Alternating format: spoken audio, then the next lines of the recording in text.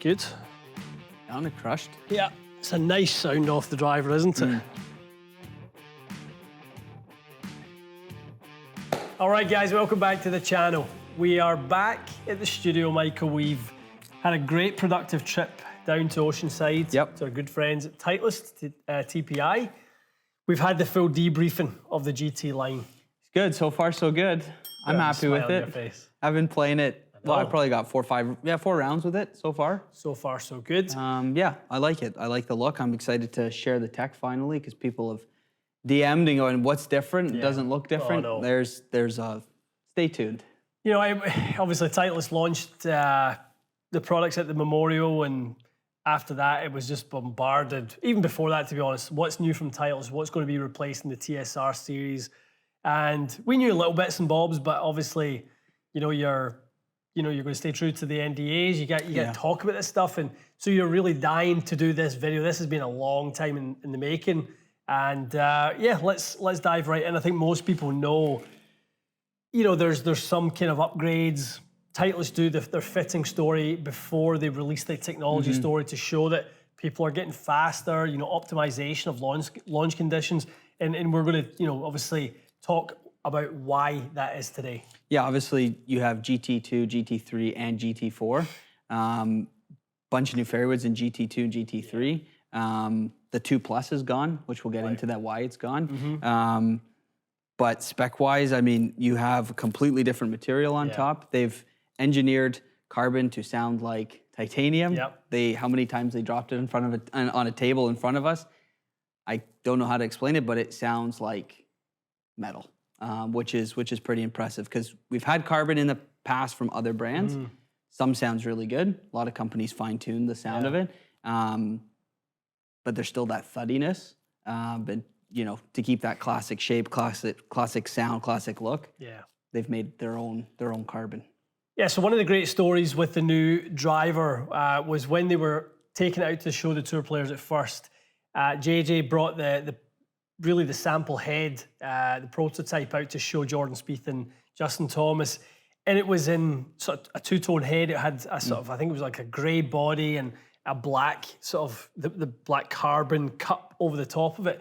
And because it was two-tone, I think they thought that was going to be the finished model. It was going to be like we've seen in many drivers, the look of like a kind of cup face with the secondary material on top. And I think there was a bit of panic stations, and there was like, are you serious? That's what we're going to go from something that looks like a TSR3 or 2 into a two-tone head, and then obviously the drawer opens up and they get the final product, and the guys were hugely relieved that it still looks like a Titleist. Yeah. I mean, let's just unveil this GT2, this lovely GT2. Nicely done.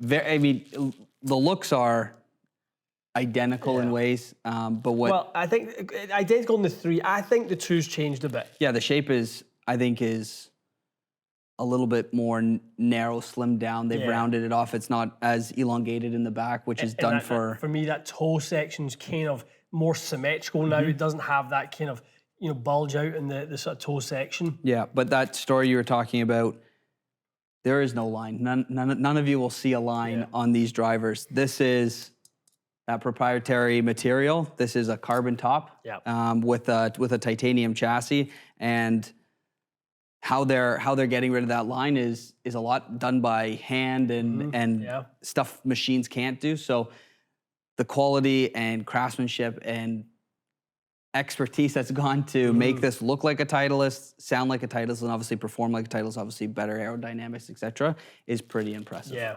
There's a lot of technology that's still in the head from previous models. We've got sort of VFT, speed ring on the face, really obviously distributes the kind of surface to where you would want it to protect you on the mishits, but really maximize the centered strikes. We are seeing more ball speed, and we saw that in testing with the new models over the TSR.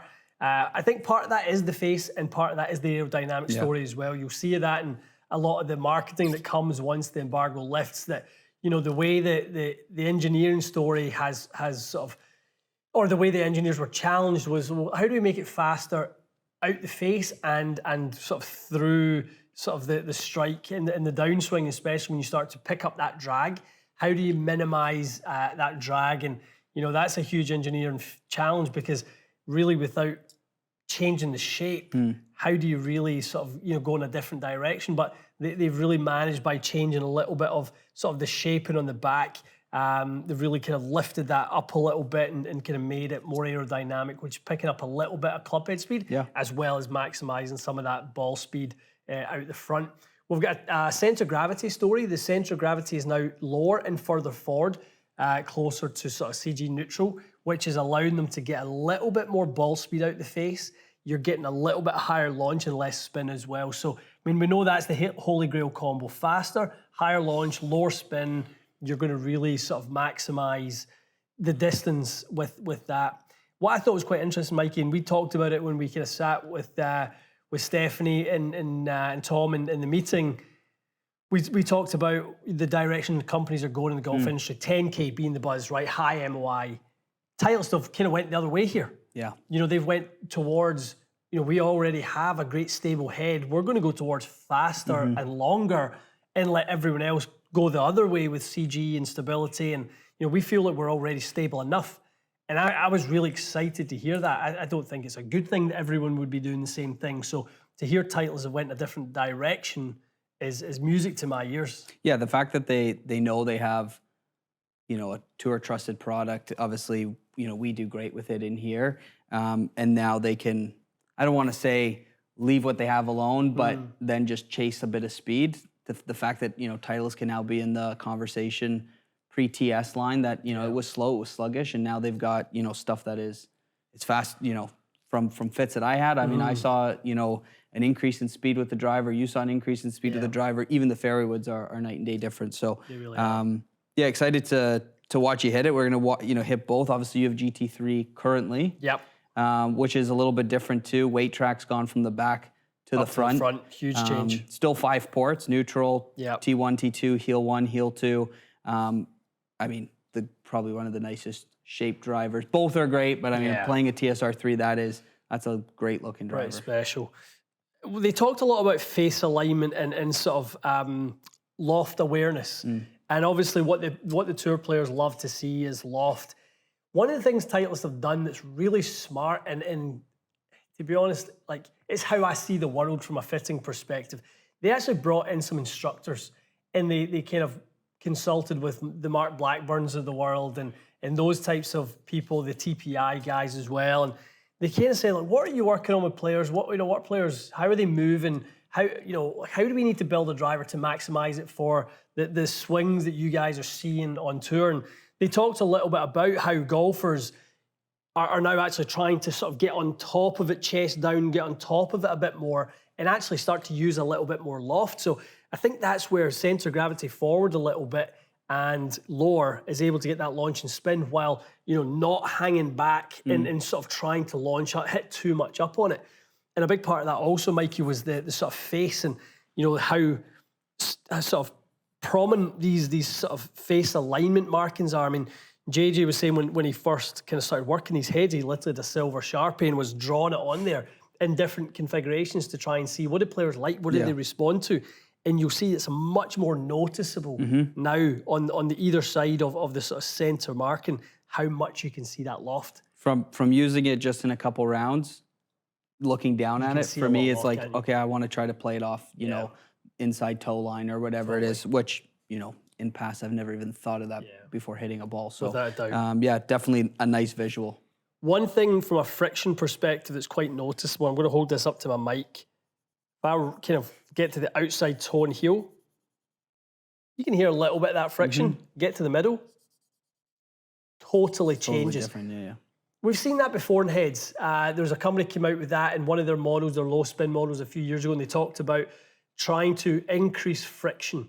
So a little bit of contact time in order to sort of get the ball to sort of react. Also from a consistency standpoint, trying to get the face to be more consistent in all conditions. If maybe it's raining one day or, if we have some moisture. So there's some technology on the face as well. So we talk about all these things. We've got, proprietary matrix polymer on top. We've got, VFT speed ring. We've got the new weight system up front, lower forward CG.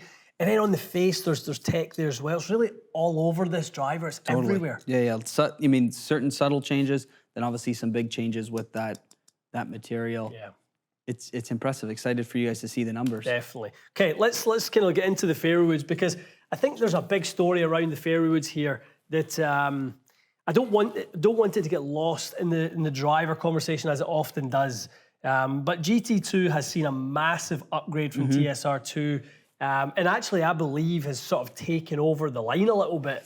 You know, there's fewer options in GT3 this year, because I think titles really feel like with GT3 they've got GT2 they've got something very special. Yeah, the GT2, the biggest one, that 13.5, that TSR2 Plus is now out of the matrix basically.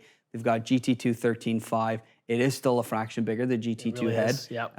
But again, with the help of L Cup and then also these fairway woods being able just to sit a little bit tighter to the ground, when we talk that they launch higher, yeah, when we were testing at first, we definitely saw a little bit of height added. We'll test it again in here today, but you know, people that were probably wouldn't even think of a 13.5 head to advance them down the fairway if that's what they need in a 3-wood. The 13.5, I mean, launches just as nice as some people's 5-woods nowadays. So the fairway woods, I'm saying it now, they'll probably be #1 selling fairway wood in here by the end of next year. Yeah, market wide. I mean, I think if it comes down to a fitting story, I mean, it's going to be really hard to beat this. So from a SKU standpoint, the 13.5 has left the GT3 line. Yeah. So there only is a stronger lofted version in the GT2, and then you get into sort of more of a standard 3-wood, 4-wood, 5-wood in the GT3. But the options are extensive when it comes to the GT2. So we've got 13.5 all the way up to 21, and sort of a load of lofts in between. So with the loft sleeve, sure fit staying the same as it has been since the 910 drivers all those years ago. No reason to change it. Still a dual axis loft sleeve that really does exactly what Titleist wants it to. So no reason to change up. Let's hit some. Yeah, let's do it. Okay. All right, Fras, 230 yards out. You've got GT2 21 degree 7-wood in your hand. Yep. Thoughts at address right away? I mean, I'm not a 7-wood guy. Never been a 7-wood guy. I had one at one point, and I think I literally hit it 5 times. I went, nope. Right. This is nice. I could see some kind of good opportunities and some dodgy lies and stuff like that. Looks like it's got a bit of loft to it. Oh, it's got some loft. I mean, absolutely, it's got some loft. Great shape. Okay. Love it.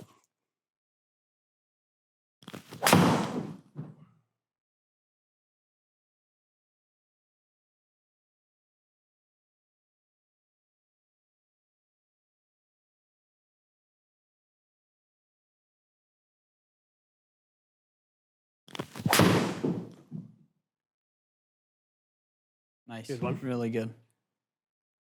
Tons of height to that thing. Hang time, isn't it? Mid-flight snacks have been served. Good strike. Yeah, really good. 4,400 spin. Good ball speed, 148. Yeah, for a 7-wood. Yeah, it's quick. A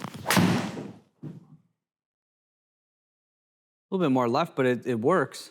It was fine. It had enough heel to stay online. Flight should come down a little. 10 feet or so, but I mean, you're 100, hitting that 125 plus peak height, 7-wood. I mean, that's going to stop on a green. Descent angle 47. Totally.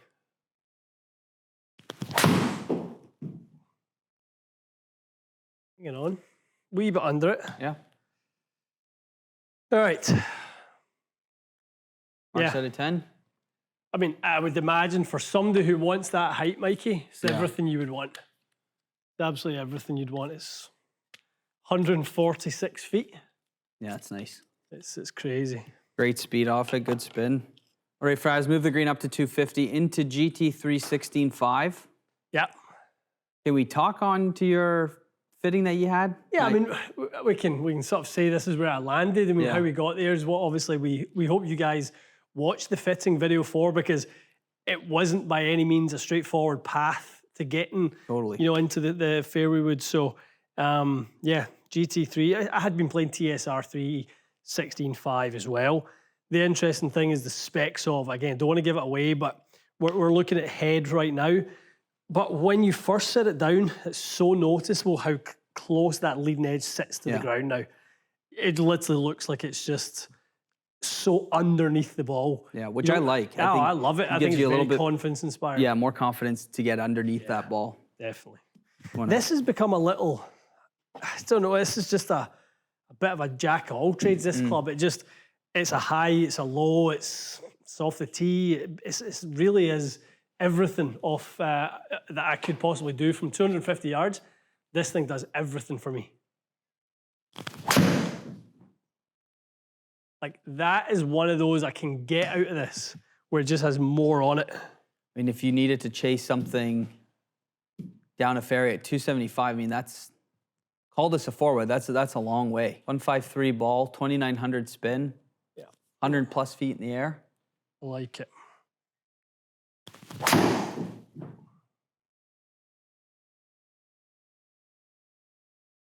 Good strike. Just left it a wee bit open. Tons of yardage off it, for face open. And that's a bit more your standard launch and spin from forward that I would sort of expect. Yeah. Something I've really worked hard on with fairway wood is that delivery, and I'm not there yet, but I'm getting there, to have a little bit more downward. That's why forward all of a sudden has worked for me, because I was so up on it a while back. Like, I really feel like I'm close to hitting fairways really good. Good. So that delivery is what I want it to look like.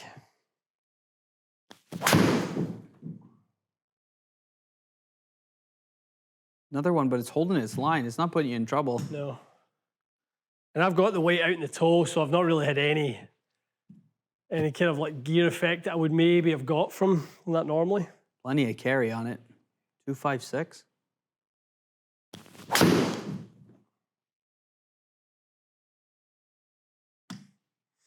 A little low? Yeah, but it'll be higher speed and more spin.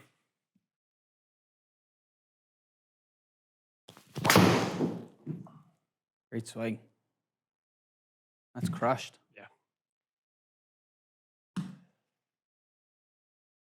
The perfect fairway wood. I don't play golf courses really much longer than the needs of this thing. You know, that kind of sits right in the ideal spot. I strike it much better than that, but yeah. Love it. Pretty good. All right.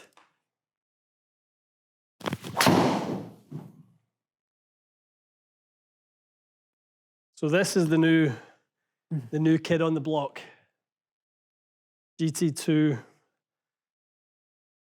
I mean, I was kind of half expecting in the meeting, to be honest, to be sitting there hearing something about a titanium fairway wood. I'll be honest, I really did. I thought we were going to hear about some TSR2 Plus replacement that was titanium and souped up, low CG, sole plate. You know, we've heard it all before, but I think what we got from this is everything we could want. At the time of TSR, when we got fit down there, my fitter was like, oh, let's beat your 3-wood. I played a 15-degree stealth, tough to beat. Yeah. It's been a great 3-wood. Yeah. This 13.5, because it's easy to launch, obviously confidence inspired, boosting for me, that's nice. But it gives the distance, it has the speed. Out of everything we tested during our trip, that 3-wood is the most impressive, for my bag anyways. And probably most surprising for you as well. Yeah.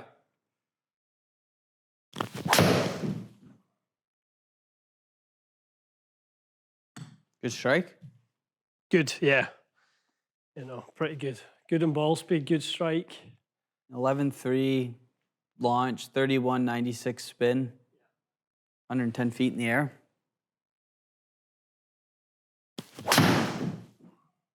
Good swing.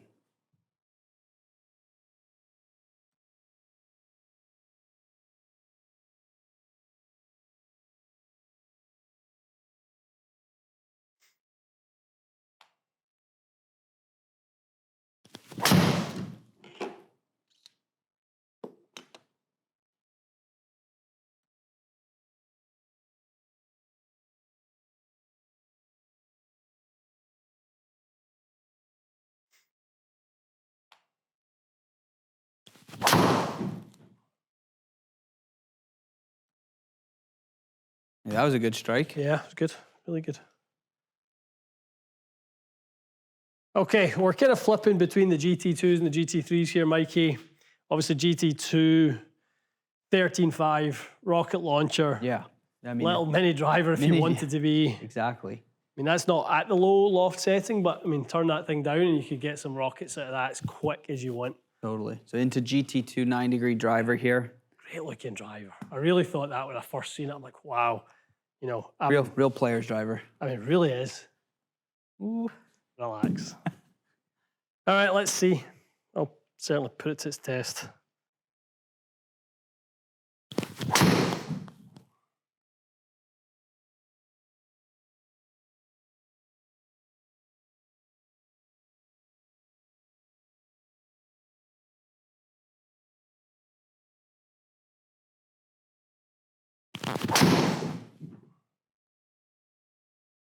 Pretty good.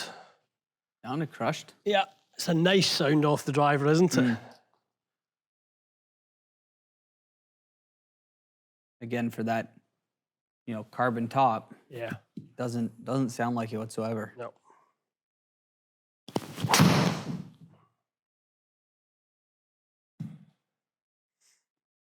Stayed up the right side, but I know it's straight. close. It's frustrating. It feels really, really close to being good.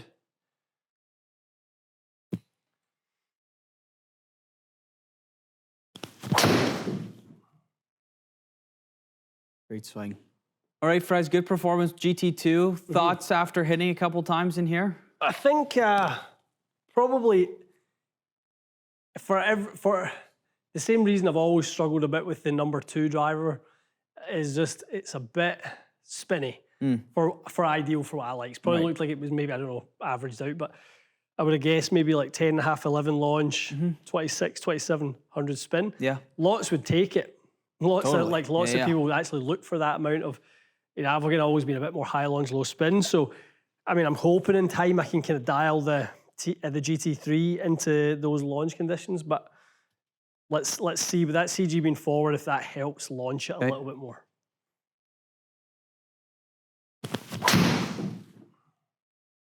Swing.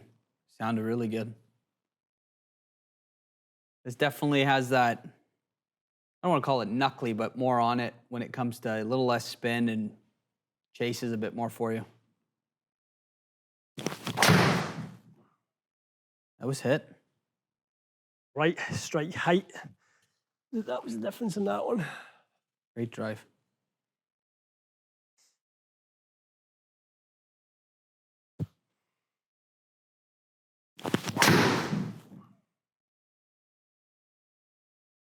Closer. Really good. Last couple were nice. Starting to kind of get the strike height. More on this too. Yeah.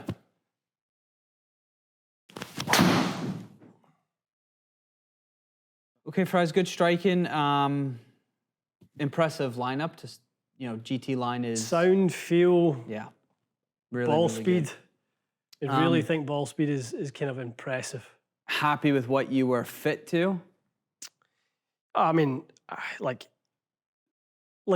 any good fit, Mikey, the bad numbers I know are on me.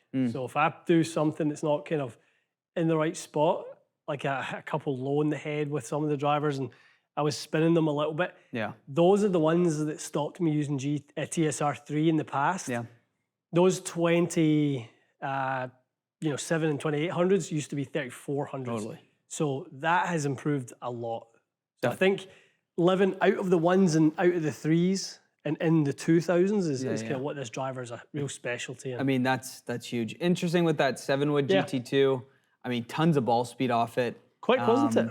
You know, launch was great. Got a really good amount of spin off it. You know, almost 230 on the fly.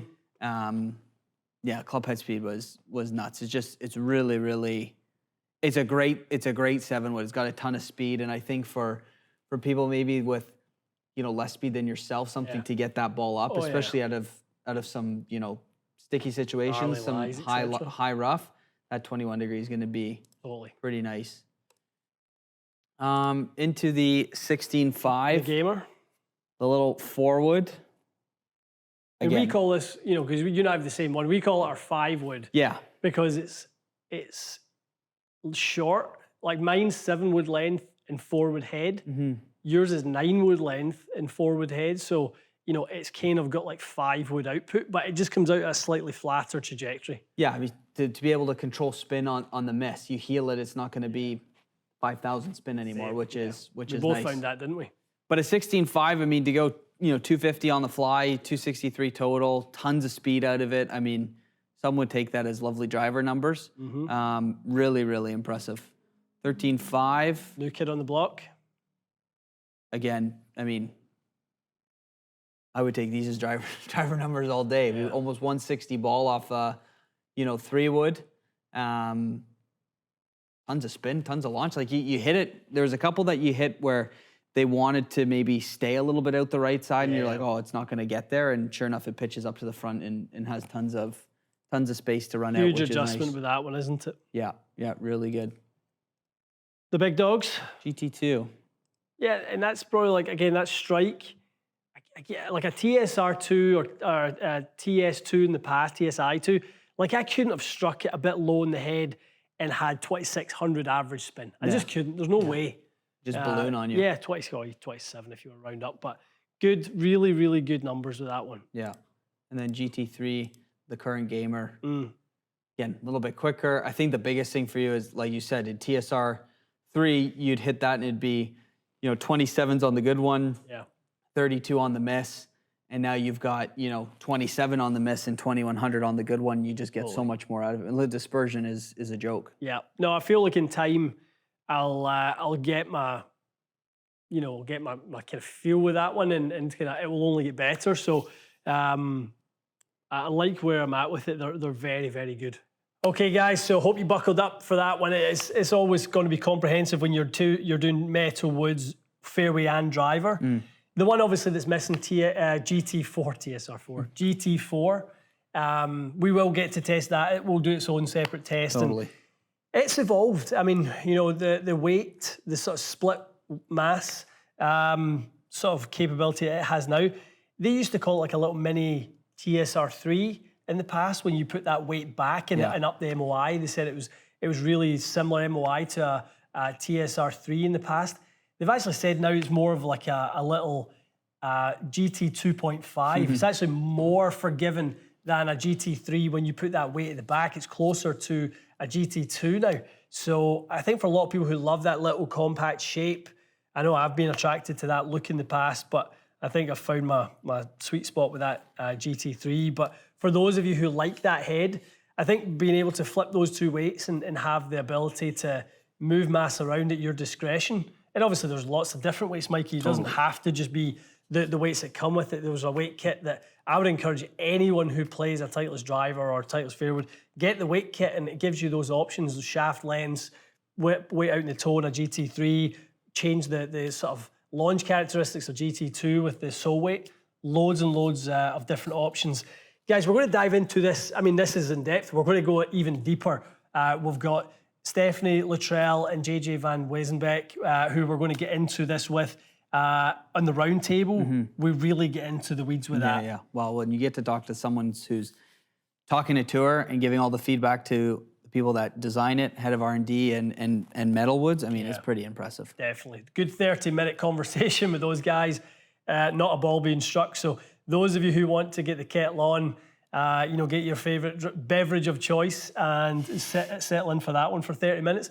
It's going to be a good one. So everything of the story of the evolution of how they got to this generational technology that we have today. TS was all about speed, engineered speed into the products, and then they got a real formula and they didn't really want to change it too much. They had a great formula. They were then challenged, you know, to do some things around aerodynamics, around materials and sort of merging materials as other companies we've seen. But Titleist do it in a Titleist way that it still looks very classic. So 100%. impressive stuff. Yeah, excited to get them in the fitting bays really soon. Yeah, we really are. And yeah, I mean, excited to get customers testing this. Absolutely. Good stuff. All right, guys, let us know what you think. Are you excited about GT? Is this the one that you've been waiting for? Really, you've kind of put off testing drivers in 2024 until now, fairway woods until now. If you have done, I don't blame you. It's going to be well worth the wait. So let us know in the comments below. We'd love to hear from you guys. More content coming of Mike and I being fit into the product as well. So if you want to see that, like this video, subscribe to the channel, hit the notification bell. You will get notifications on when new videos come out. Lots more content like this and fitting content coming your way. Stay tuned for that. We'll see you again soon.